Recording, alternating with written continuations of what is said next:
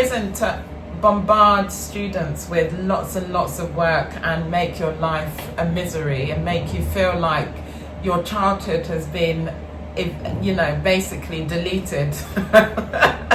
That's not the idea. It's just about getting you to a standard of remembering. I think that's often the hardest thing for a lot of students, because for maths in particular, there are so many topics. It's almost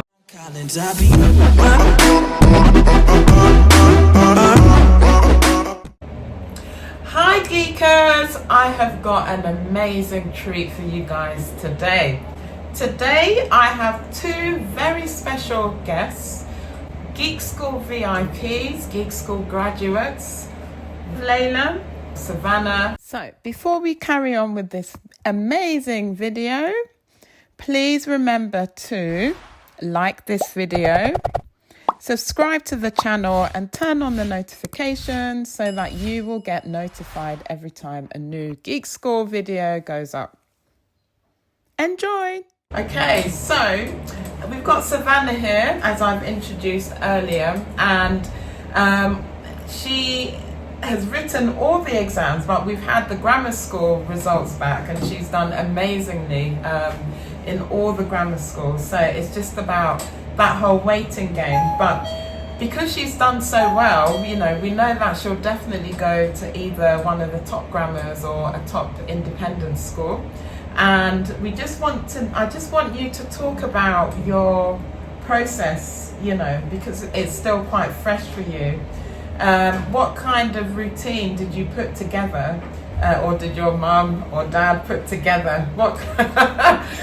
Maybe it was you, I don't know, but what kind of routine did you use? How did you get to where you are today? So what my parents did is basically on the days that I didn't have geek, I would do homework that they set for me daily, and on the days that I did, then I wouldn't have the homework, but and then I'd do the work they set, and then do more work. Good.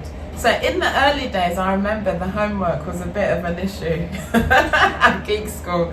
Actually, both of you at some point, they're laughing. I'm very particular, and the team were very particular about the homework being done because it's all part of that process. What advice would either of you give to students who think, oh my goodness, all these books, all these papers, she's trying to take over my life, like what is going on? What advice would you give to them? You may think it's ridiculous at first, but it actually does stuff. It actually helps you, and these questions will actually come up in the test. And even if you think it's out of ordinary and you'd never be asked that, it really does come up in the test. Good. Having been through the process myself, I always tell you guys that my students always get my story times, when I did the 11 plus, and all of that. The idea isn't to bombard students with lots and lots of work and make your life a misery and make you feel like your childhood has been, basically deleted. That's not the idea. It's just about getting you to a standard of remembering. I think that's often the hardest thing for a lot of students, because for maths in particular, there are so many topics. It's almost 50. Can you imagine? Almost 50 topics. Now, you guys, actually, you can answer this, because if I say it, some parents or students think, no, that can't be. Do you think that for the maths papers that you were asked questions that are definitely not topics you were taught in primary school? Yes? And now you're in secondary school. Do you recognise anything you've been taught in year 7 or 8 that was in an 11 plus paper? Yeah. What type of topics? Well, algebra mostly. I didn't really do algebra in my old school. We just touched on it a bit, just like A plus B equals C. But now it's getting hard. Now it's getting harder now. We're doing expanding brackets and factorizing brackets in school right now. So yeah. And in the 11 plus exams, did you come across topics that maybe you got taught in year 7 in secondary or year 8 in secondary that you were definitely not taught in primary? We would have covered it at geek school, obviously. Did you see any topics like that? I think getting more in depth with shapes, because I know in primary school we did shapes, but it got like more in depth and more complicated. So you have to kind of figure them out yourself and try to put 2 and 2 together to get the answer. Okay, thank you. So, when did you learn all your times tables, Savannah? Well, I learned all my times tables like in year 4 because in my old school I didn't really know them, but when I transferred to the school that I'm at now, I learned them because they gave us games to play in the morning, like times table apps and games and stuff to do, and like they did times table tests every week, and also like speed challenges and who could recite it the fastest, and that's when I learned them. How important do you think times tables are for the 11 plus?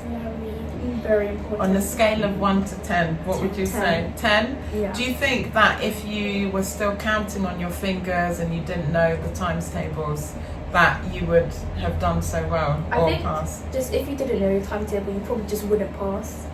Why do you think so? Because timetables are kind of like the foundation of maths, and you need to know the times tables at least by year 4 or at most year 5 to actually do well, even in state school as well. Okay, I that is a very emotional topic of mine. If you know anything about geek school, and if I'm in the building, you'll hear me grilling somebody about times tables, and they always get a 2-week deadline, to learn them, because you really, I want to say you can't do the 11 plus exams if it's a maths and English paper without.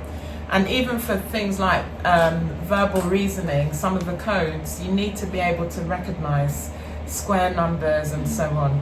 Okay, so any tips, guys? Any tips? Any tips? Practice every day. What does practice look like? What do you mean when you say practice? Practice papers, games, anything that you can do. Okay, good. Like I guess even if you don't wanna, if you don't wanna make it feel like practice, like at least read or something.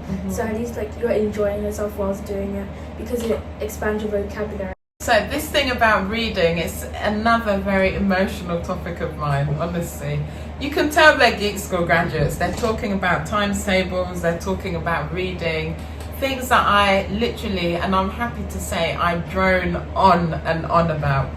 What type of books if you could go back to Layla in year 5, what type of books would you agree to read?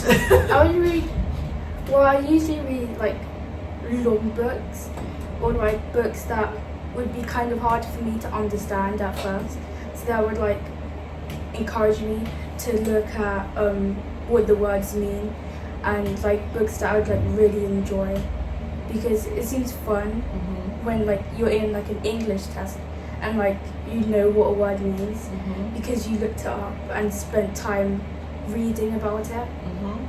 And you probably need to find a genre that you really enjoy to read. Like I enjoy murder mystery, so if I find like a chance to read murder mystery, then I would.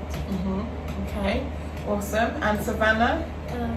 Year 5, before I used to read like stuff like Harry Potter, but when you started telling me you couldn't read that because it wouldn't like help, I started reading the Geek Girl books, because they had lots of hard and challenging words that I wouldn't understand, and I would look them up and try and find out what they meant, so then I knew in case they came up in the test.